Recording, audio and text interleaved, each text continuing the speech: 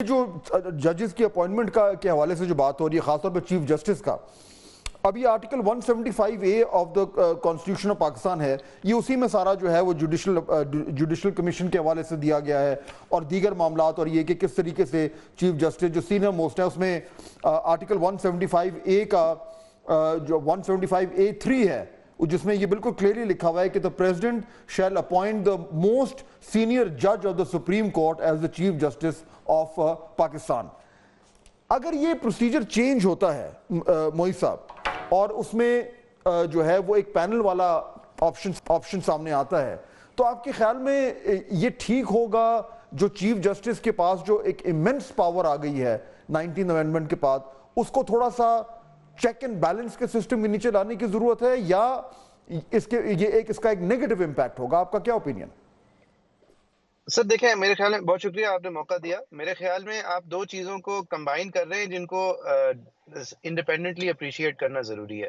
پہلی بات یہ ہے کہ 175A کے اندر جو سینئر موسٹ جج کو چیف لگانے کی بات ہے وہ ایک انڈیپینڈنٹ ایشو ہے، وہ جوڈیشل انڈیپینڈنس کے لیے ایک کلیئر سگنل ہے. وہاں پر اگر حکومت کا دخل آ جائے کہ وہ سینئر موسٹ میں سے فیصلے کر سکے تو میری نظر میں وہ جوڈیشل انڈیپینڈنس کے ڈائریکٹلی متصادم ہوگا، اور یہ آن میرٹس نہیں ہونا چاہیے. اور اس کے اندر حکومت چاہے جو بھی ہو، چاہے بہت نیک نیت ہو، چاہے کلیئر میجورٹی والی ہو، اس کا اس لیول پہ دخل سپریم کورٹ کے جج پہ، جبکہ وہ پورا ایک کریئر گزار کے ایز اے جج آ چکا ہوتا ہے، تو وہ انٹرفیئرنس کے علاوہ اور کچھ تصور نہیں کیا جائے گا.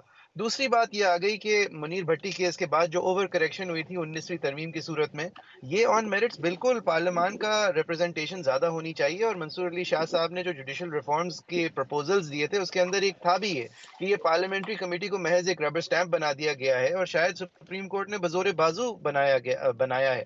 اس کو انڈو کر کے پارلیمنٹ کا جو بھی انپٹ ہے وہ ایک ہی فورم پہ، جوڈیشل کمیشن کے فورم پہ آنا چاہیے. تیسری بات یہ فہد صاحب کہ جو عمر کے بڑھانے کی بات جو تقریباً یونانیمٹی کے ساتھ بات کی جا رہی ہے، یہ بھی بہت ضروری امینڈمنٹ ہے کہ ایک جج جو ہے وہ خاص کر آج کل کی ہیلتھ سٹینڈرڈز کے مطابق ججز اپنے بیسٹ ایئرز میں ریٹائر ہو رہے ہیں، کئی سارے ججز، سارے نہیں. تو یہ تمام امینڈمنٹ جو ہیں یہ جوڈیشری کی طرف سے پرپوزڈ، جوڈیشری کی طرف سے کنسیڈرڈ ہے. بات لیکن یہ نہیں ہے.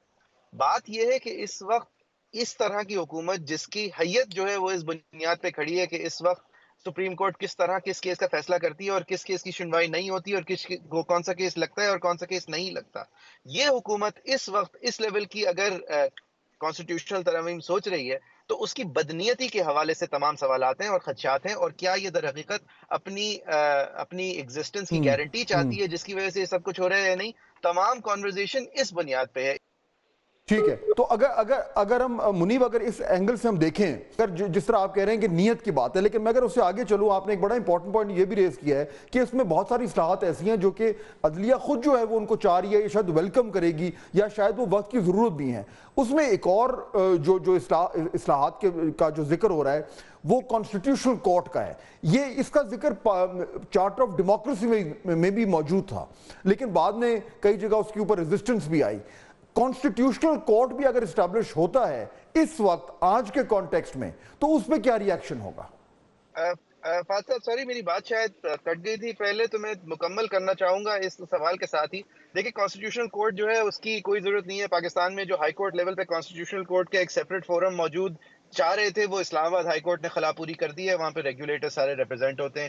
جو سپریم کورٹ کا فورم ہے وہاں پہ اگر آپ لسٹ مینج صحیح سے کریں اور الگوریتھمکلی کیسز لسٹ ہوں تو وہاں پہ بھی جو کانسٹیٹیوشنل ریلیشن شپ کے حوالے سے باتیں ہوتی ہیں، وہ 5 سینئر موسٹ جج صاحبان جو ہیں وہ اگر بیٹھیں تو وہ اس حیثیت میں بیٹھ سکتے ہیں کہ وہ کانسٹیٹیوشن کے جو زیادہ چیدہ مسائل ہیں وہ صرف پھر 5 موسٹ سینئر ججز بیٹھ کے فیصلہ کریں.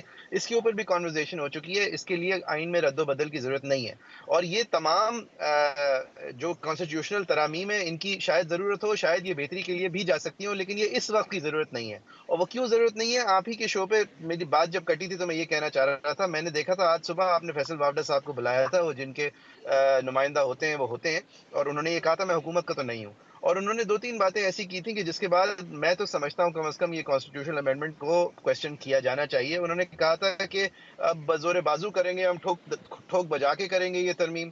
اور کیوں کریں گے؟ تو انہوں نے انڈائریکٹلی ججز کو پاٹ شاٹ لیتے ہوئے کہا تھا کہ اب بہت سارے ایسے لوگ ہیں جو اپنی لائن سے نکل گئے ہیں. اور انہوں نے ایک اور بات بھی کی تھی کہ اب نیت کیا ہے یا مقصد کیا ہے؟ آپ نے پوچھا تھا تو انہوں نے کہا تھا کہ جی ایک بندوق ہے، ایک گولی ہے، ایک کندھا ہے اور کئی نشانے ہیں. تو سر معذرت کے ساتھ اگر آئینی ترمیم کر کے جوڈیشری کو ٹھوک بجا کے دکھانا ہے اور کئی نشانے ہیں آپ کے، تو پھر تو دیٹ شوڈنٹ فلائی.